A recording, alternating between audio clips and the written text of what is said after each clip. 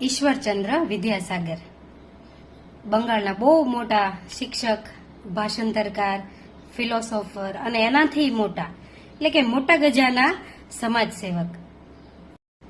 એક દિવસ ઈ નાટક જોતા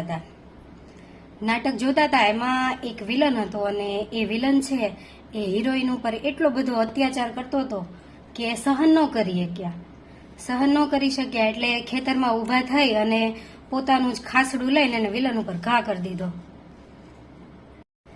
વિલન તો સજાગ હતો એટલે એણે તો તરત એ ખાસડાનો એ જોડાનો કેચ કરી લીધો અને બોલ્યો, મારા જીવનમાં મળેલી સર્વશ્રેષ્ઠ ટ્રોફી કોઈ હોય તો એ આ ખાસડું છે.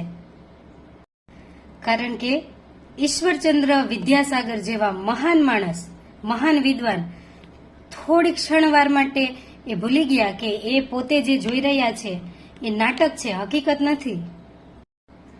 આ વાત અત્યારે એટલા માટે યાદ આવે છે કે એક સાચો શિક્ષક છે એ માત્ર પોતાના વિદ્યાર્થીઓનું નહીં પણ સમાજમાં કોઈ પણ વ્યક્તિનું દુઃખ ન જોઈ શકે. વિદ્યાર્થીની આંખમાંથી પડતું એક આંસુ એ સાચો શિક્ષક સહન ન કરી શકે.